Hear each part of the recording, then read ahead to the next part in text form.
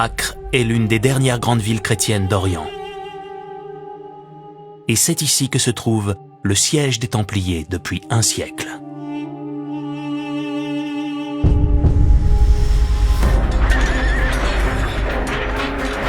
Le 18 mai 1291, les soldats du sultan lancent l'assaut. Guillaume de Beaujeu, grand maître de l'ordre du Temple, meurt au combat. 10 jours plus tard, Acre tombe aux mains des musulmans. Tout à coup, la Terre Sainte était perdue. C'était le dernier bastion chrétien. L'occupation chrétienne était à son apogée au début des années 1140. Et depuis cette époque, les chrétiens avaient perdu progressivement leurs terres et leurs villes. La perte de Acre a été un désastre. Tout le monde a été massacré.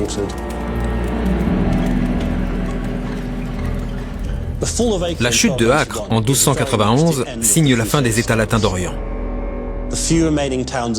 Les dernières villes de la côte qui restaient aux mains des croisés sont évacuées presque immédiatement après.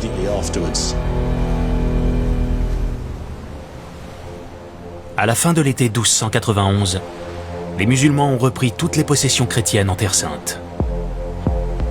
Les Templiers qui ont survécu se replient sur l'île de Chypre, qui devient leur nouveau quartier général.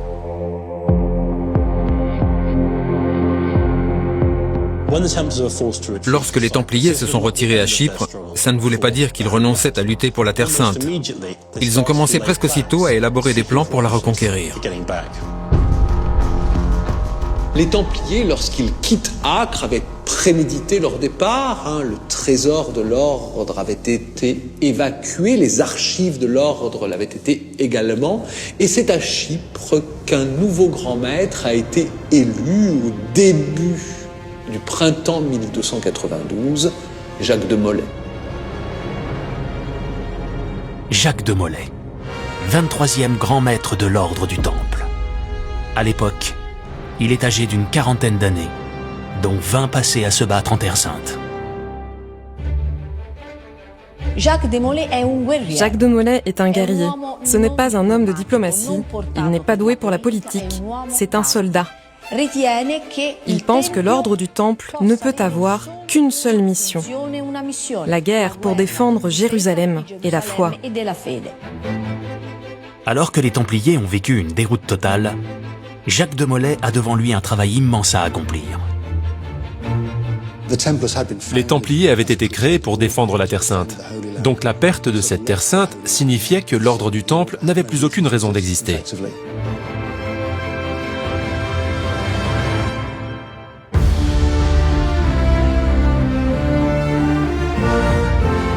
Dès 1293, Jacques de Molay va sillonner l'Europe pour convaincre le pape et les rois que reconquérir la Terre Sainte est possible.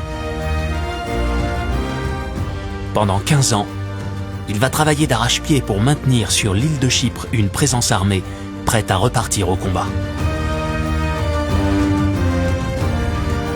Et en 1306, un événement va faire évoluer la situation.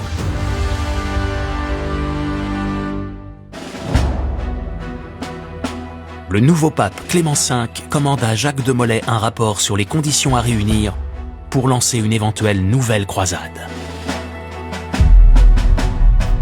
Lorsque Clément V lui écrit en 1306 pour lui demander son avis sur une nouvelle croisade, on peut penser qu'il a été très heureux de la circonstance et qu'il s'est dit qu'enfin cette politique qu'il soutenait depuis une quinzaine d'années allait pouvoir trouver un aboutissement. Ce rapport est conservé aux Archives nationales de France à Paris. Les mots du grand maître du Temple sont clairs. Jacques de Molay croit encore que les chrétiens peuvent remettre le pied en Terre Sainte. Il faut faire une grande croisade pour détruire les ennemis de la foi chrétienne. Si nous pouvions disposer de 12 à 15 000 chevaliers et 5 000 piétons, avec l'aide de Dieu, nous pourrons récupérer la Terre Sainte tout entière. Je vous conseille également d'armer le plus tôt possible 10 navires. Je pourrais m'occuper d'obtenir l'argent nécessaire pour payer leurs frais. Fort de son expérience de terrain, il se rend compte que l'envoi de petites expéditions n'est pas suffisant pour débloquer la situation. Et il faut une armée de bateaux pour aller au moins reconquérir un minimum de positions.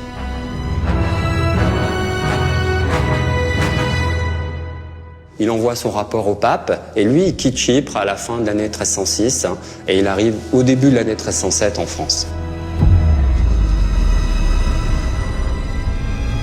Alors que Jacques de Molay arrive en France, il est prêt à tout pour faire la promotion de sa nouvelle croisade. Pourtant, il ne le sait pas encore, mais il ne retournera jamais en Orient.